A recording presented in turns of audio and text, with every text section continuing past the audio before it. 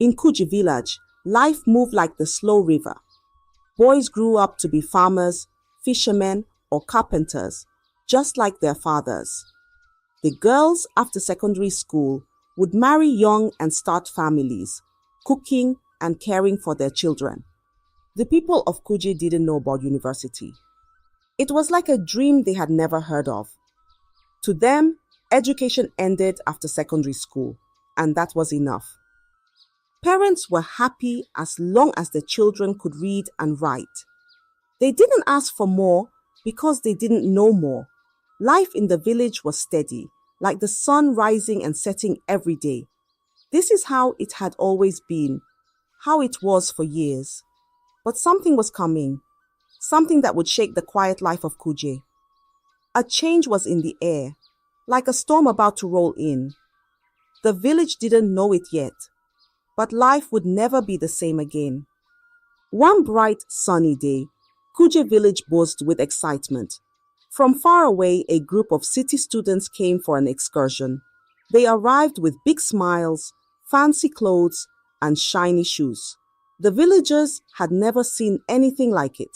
The students walked tall, holding their books in one hand and talking about life in the city.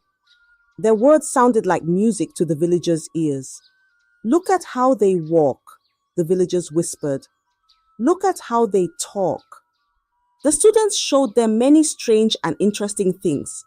They talked about the big machines they used in the city, machines that could build houses and make farming easier. They showed the villagers how they studied with the help of those machines. Everyone's eyes were wide with wonder. The chief, standing tall with his walking stick, couldn't believe it. He looked at the students and said to himself, "This is how our children should be." The whole village was thinking the same thing.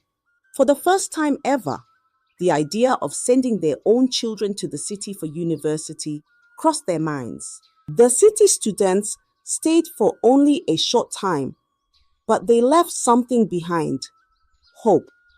The villagers now dreamed of a future where their children would go beyond the village, beyond secondary school, and reach for something greater. They wanted their children to wear fancy clothes, walk tall, and become wise, just like those city students. The villagers gathered under the big iroko tree to talk about this new dream of theirs. The men rubbed their chins, the women whispered to each other, and the children sat close, listening wide-eyed. They all agreed, one child must go to the city and learn the ways of the world. But who would it be? They looked around, thinking hard, and then someone spoke up, "Folake," and the others nodded, for everyone knew Folake was no ordinary girl. Her beauty was like the sun shining after rain, bright and pure. She was clever too, with quick eyes that noticed everything. She was kind, always helping her mother, always laughing, always making the elders smile. "Yes, Folake," they said, their voices growing stronger. "She will be the one to make Kuje proud." So, the villagers gathered their gifts for Folake's journey. The women packed food, dried yams, ground pepper, a little palm oil. The men pooled what little money they had, every kobo they could spare. And, like a river flowing with love, they showered her with blessings. The old women placed their hands on her head, whispering words of strength and protection, filling her heart with courage. "Go, Folake," they said. "Remember us. Make us proud." And with a heart full of hopes and dreams from the whole village, Folake left Kuje, her small bag clutched tightly, her mind buzzing with thoughts of the city. As she walked away, the villagers watched, waving and wiping tears from their eyes, sending her off with all their dreams riding on her small shoulders. When Folake stepped into the city, it was as if she had entered a whole new world. Buildings stood tall like giant trees, cars whizzed by like birds, and the streets were full of people. each with their own path and purpose. Folake's eyes were wide with wonder and her heart beat with both excitement and fear. School was a strange place at first, but Folake was quick to learn. She studied hard, always raising her hand, always listening carefully. Soon her teachers noticed her bright mind, and her classmates saw her kind smile. She wasn't just a girl from a faraway village, she became their friend. Folake met a girl named Toshi, who became her best friend. Toshi knew every corner of the city and showed Folake the way around. She taught her which paths to take, which foods to eat, and even how to avoid the city's many dangers. With Toshi by her side, Folake felt a little more at ease. But life in the city was not easy. The money Folake's village sent was little, just enough to buy a few things. Some days she would go to bed with a rumbling stomach, her mind drifting back to Kuje, where her family and the village had given all they could to support her. "I must not fail them," she whispered to herself each night, holding on to the small hope they had placed in her heart. And so, Folake carried on, balancing the city's challenges with her village's dreams, her spirit as strong as a young tree, swaying but unbroken. At first, Folake thought her new school was filled with kind faces like her friend Toshi, but soon she learned that not all faces wore smiles. Some students, especially those with polished shoes and fancy clothes, began to notice that Folake dressed differently.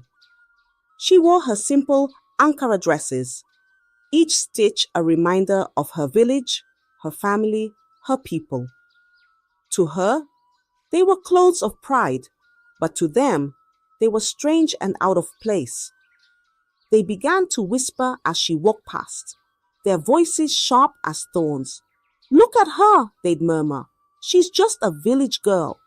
Some of the girls laughed behind her, covering their mouths with their manicured hands. "Doesn't she know how to dress in the city?" Each word stung like a bee's sting, small but piercing. Folake tried to hold her head high, to ignore their laughter and hurtful words. She would walk quickly, hoping the day would end soon, hoping that tomorrow would be better. But each day, the whispers grew louder and the laughter turned into taunts. They began calling her village girl, as if it were her name, each word echoing in her mind.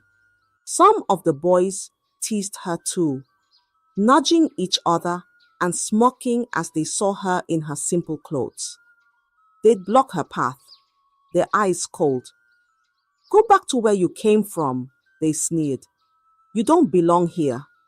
Folake's heart grew heavy, and the loneliness wrapped around her like a shadow that wouldn't leave. But Folake was no stranger to hardship. She clenched her fists, reminding herself of the village that had trusted her, the people who had sent her with nothing but hope. Still, the burden grew heavier each day, and Folake began to wonder if the city would break her spirit. The once bright light in her eyes dimmed, as if the city's shadows were swallowing her whole. As time passed, Folake couldn't help but notice something odd about her friend Toshi. Though Toshi's family didn't have much, she always seemed to have money, new shoes, snacks, and the latest dresses. Folake, who counted every coin and struggled to buy the smallest things, found herself wondering. One afternoon, Folake looked at Toshi, her curiosity finally spilling over. "Toshi," she asked, her voice gentle, "how do you manage to buy all these things? Where do you get the money?" Toshi only laughed, a quick, light sound, brushing the question away with a wave of her hand. "Ah, Folake, don't worry about it," she said, smiling. "Just a little hustle here and there." But Folake's mind couldn't rest. She would watch Toshi as she disappeared in the evenings, dressed up with a little more care, her eyes bright and secretive. And every time, Folake's curiosity grew sharper, like the edge of a knife. Folake tried asking Toshi again, but her friend just laughed it off once more, saying, "One day you'll understand, Folake." And with that, she changed the subject, leaving Folake's questions unanswered. Yet the mystery of Toshi's hustle hung in Folake's mind like a shadow, making her wonder what life in the city might demand from her next. Days turned into weeks, and every now and then, Folake would ask again, hoping her friend might reveal the secret. But each time, Toshi would laugh, shrugging it off as if it were a mystery meant to stay hidden. "Just enjoy, Folake," she'd say. "Don't worry about how I get my money." But Folake couldn't ignore the thought nagging in the back of her mind.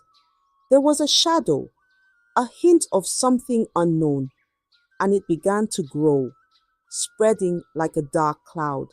What was Toshi hiding? And how was she managing to live so comfortably while Folake struggled, alone in the quiet moments, to make sense of it all? The question followed Folake like an echo, a secret half-spoken, lingering in the silence. She couldn't shake the feeling that this was just the beginning of something she couldn't yet see, something hidden deep in the heart of the city. Time slipped by like sand through her fingers, and Folake's small stash of money soon ran dry. The city's demands were endless, and each day Folake's hunger gnawed at her, a sharp reminder that the little her village sent was never enough. Her stomach would growl like a restless animal, the ache growing louder as her hope began to fade. She would sit alone in her small room at night, a simple candle lighting her letters. "Mama, Papa," she wrote with trembling hands, "things are hard here. I don't want to be a burden, but it's so different in the city." She sent the letters with the hopes that her words would bring a bit more help. But Kuje was a poor village. They sent what they could, little parcels with dried fish or a few coins.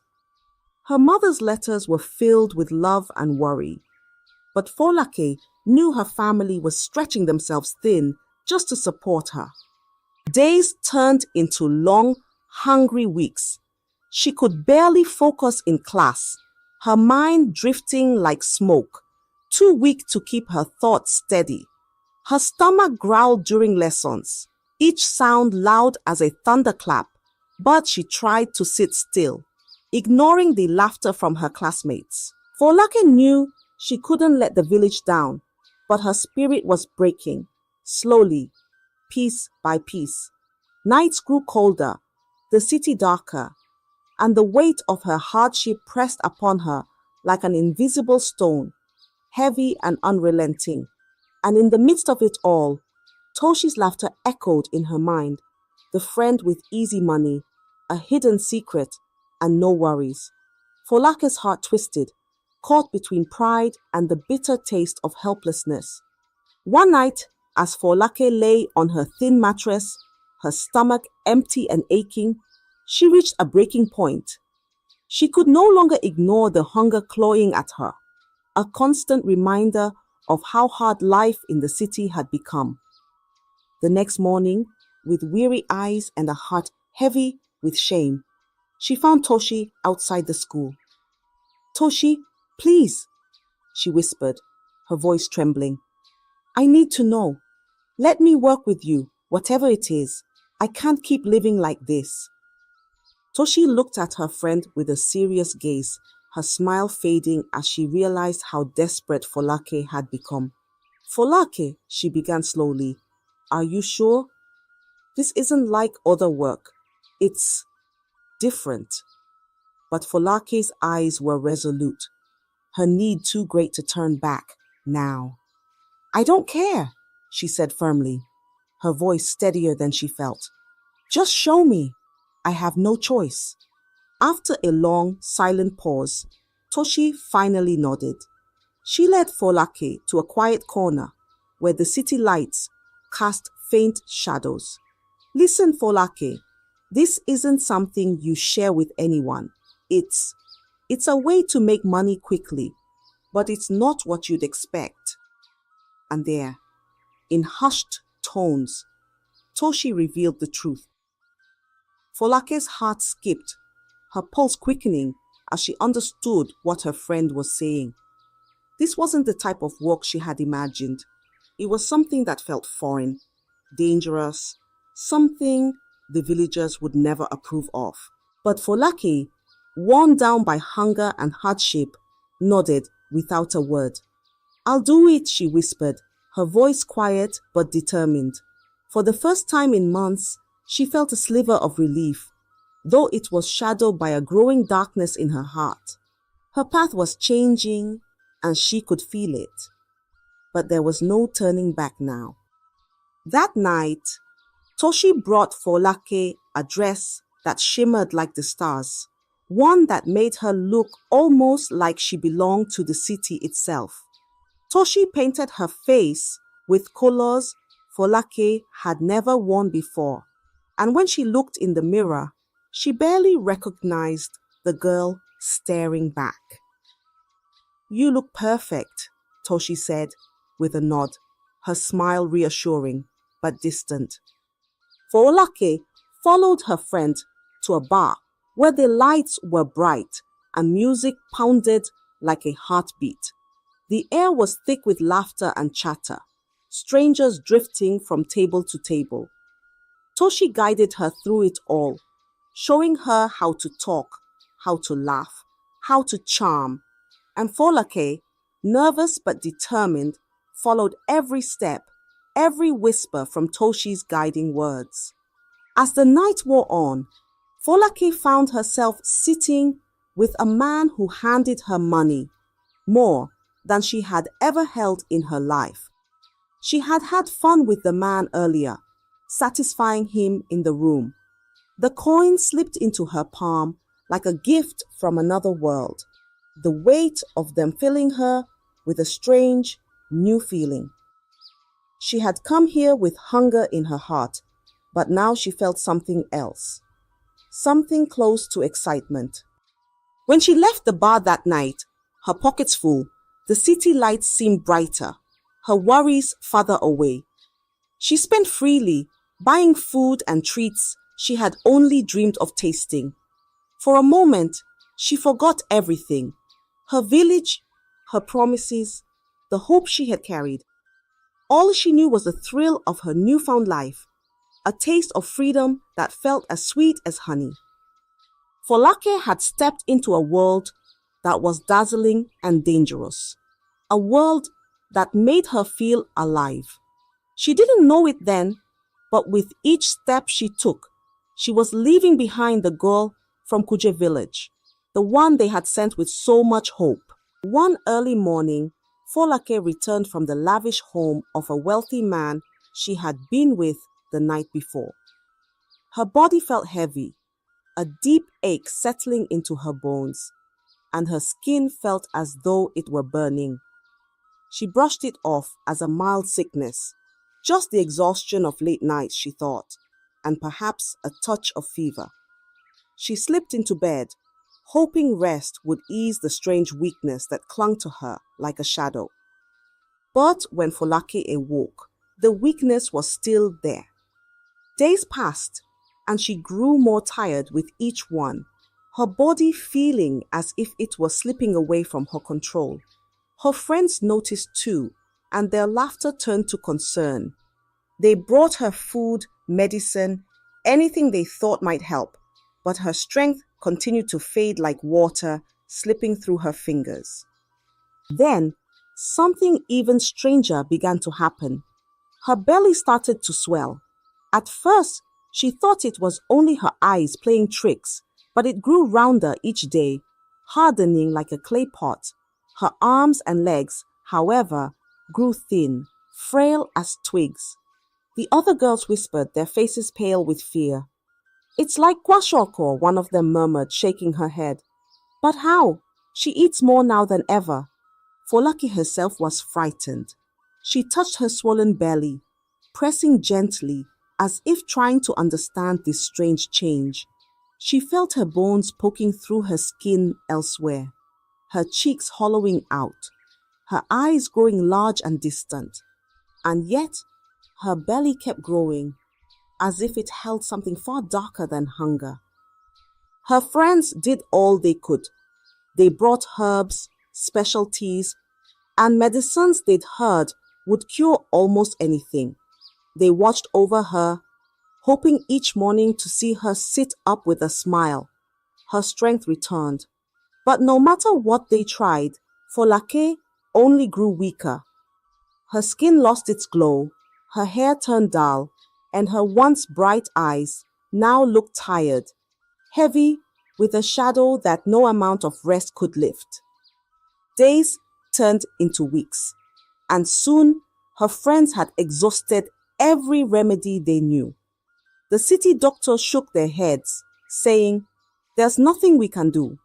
And slowly, even her friends started to drift away, frightened by what they did not understand. Folake lay alone, feeling her life slip further and further from her, like a river flowing beyond her reach. Desperate and terrified, they made a choice. "We must take her back to the village," they whispered among themselves, nodding with determination. They would return her to Kuje, the village that had once filled her heart with strength and hope. It was the only place left that might save her, the only place where a solution could be found. And so, with heavy hearts, they lifted Folake's frail, shrunken body, covering her with a blanket, and set off for Kuje, hoping her people would understand. Folake's friends arrived in Kuje on a grey, misty morning, carrying her as gently as one would carry a fragile doll. The villagers, who had eagerly awaited her return, gathered around, their faces filled with anticipation. For months, they had dreamed of this day, imagining Folklore returning as a grand symbol of the village's pride, a young woman transformed by the city, perhaps even wearing clothes that shone like the city lights. But what they saw left them silent, their hopes dropping like stones. Folake was hardly recognizable. Her once beautiful face was pale and hollow, her body frail and thin, as if she hadn't eaten in weeks. Her belly was swollen and round, like a twisted mockery of health, and her eyes held a dull, distant stare that seemed lost in some invisible storm. The once vibrant girl, who had left with the village's hopes, now looked like a ghost returned from some dark place.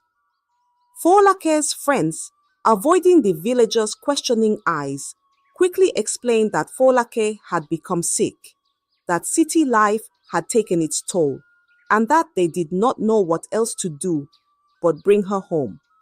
They offered no further details, not even the life they'd introduced her to. Each word heavy and clipped, and without another glance, they turned and left, hurrying back to the world they knew, leaving Kuje and Folake's fate behind them. The villagers looked on in shock and sorrow, murmuring among themselves, confusion and sadness blending in their voices. This is not our Folake," someone whispered, hardly able to believe the sight. Her parents stepped forward, trembling, and knelt beside her frail figure, tears welling in their eyes. They had sent a young, strong girl with dreams as wide as the sky, and now before them lay a shadow of that same child, broken, weak, and silent. And so the village gathered around her in silence, each person grappling with their disbelief and sorrow. Folake lay on a woven mat in the village square, surrounded by familiar faces, each one heavy with concern. Her frail body shivered as she looked around, seeing the warmth and sadness in the eyes of the people who had sent her to the city with so much hope. With trembling lips, she spoke, her voice barely a whisper, but carrying the weight of 1,000 regrets. Life in the city was hard, she began, her eyes fixed on the ground. The money you sent, it was never enough. I tried to manage, but hunger became my constant shadow. Her voice cracked as she continued, each word cutting her like a knife. I met a friend, Toshi, who showed me a way to survive, but it was a path I never should have taken. I forgot my purpose. I forgot you, the ones who believed in me. I chose the wrong path. As her confession filled the air, the villagers listened, their faces a mix of sorrow and understanding. Tears slipped down her cheeks, each one glistening like fallen hopes. I have disgraced you all, she whispered, and brought shame to my family, to our village. The elders stepped forward, their faces stern, but their eyes soft with the wisdom of years. The oldest among them, Elder Nna, placed a gentle hand on Folake's head. His voice was deep and steady as he spoke. What you suffer now is not just illness, Folake. This is no kwashiorkor, no simple sickness. You are with child, conceived outside of marriage. This is the curse of our village's tradition, a punishment for breaking the sacred bond. The villagers murmured softly, nodding in understanding. Folake's swollen belly, her weakening body, it was all part of the ancient consequence, one known to every girl and boy raised in Kuje. The tradition was clear. If a young woman got disvirgined or got pregnant outside of wedlock, which Folake is now a victim of after sleeping with men in the city, her body would suffer, her spirit would weaken as a reminder of the village's honor and values. But, Elder Nna continued, his voice steady and calm, there is a cure, Folake. The village has seen such sorrow before, and we know the ways of healing. The path back to health will not be easy, but if you're willing, you can be whole again. Folake looked up at the elders, her eyes brimming with both hope and shame. She nodded, grateful for the chance to make amends, for the understanding in their eyes. The villagers gathered around her, their hearts softened with compassion, ready to help her find her way back.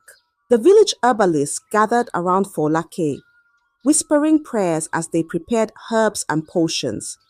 Their hands moved gently, with the care one would give a delicate flower.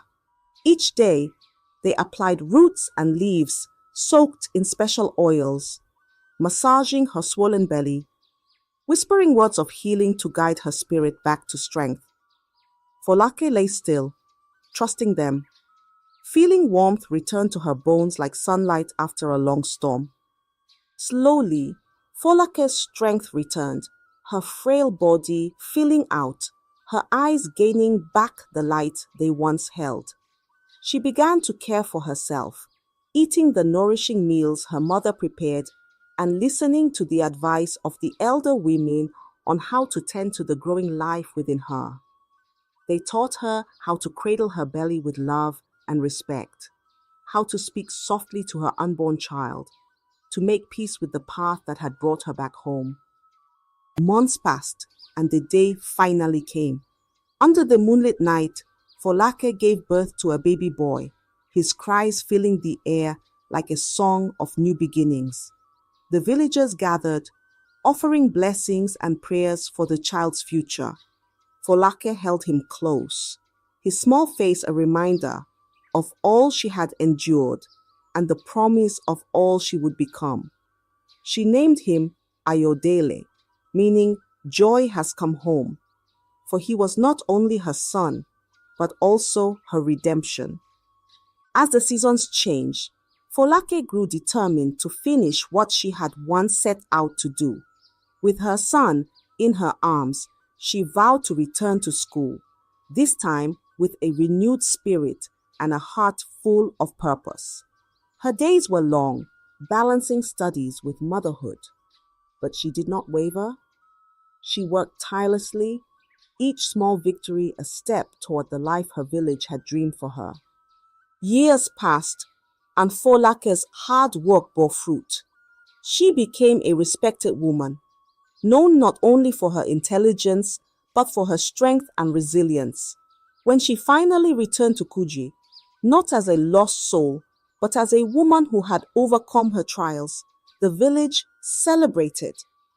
They honored her courage and the strength she showed in the face of hardship, seeing her not as a girl who had strayed, but as a woman who had learned and grown.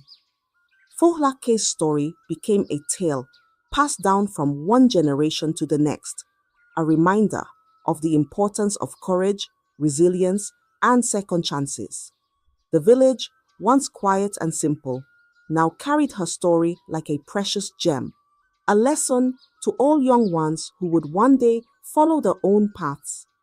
And as the years went by, the people of Kuje spoke her name with pride, for Folake had become the symbol of their hopes and dreams, a beacon of the strength that lived in every heart.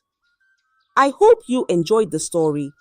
If so, please like the video, comment what you learned from the tale, and don't forget to subscribe to the channel for more enchanting tales just like this one. Thank you.